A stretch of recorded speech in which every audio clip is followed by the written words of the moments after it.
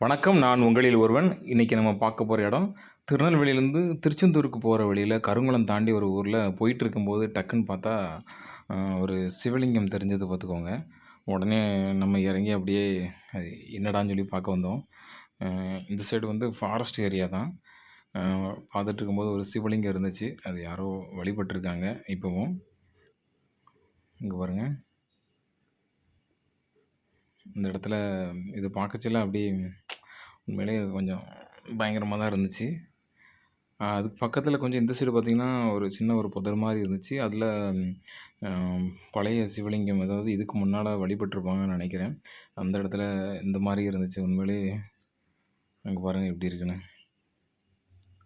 சரி இத பார்த்துட்டு அந்த அளவுக்கு சரி ஒரு வீடியோ எடுத்து நம்ம மக்களுக்கு போட்டுருவோம் அப்படிங்கிறதுக்காக தான் உடனே வீடியோ எடுத்து போட்டேன். இந்த வீடியோ பிடிச்சிருந்தா லைக் பண்ணுங்க, சப்ஸ்கிரைப் பண்ணுங்க, சப்போர்ட் பண்ணுங்க. நன்றி, வணக்கம்.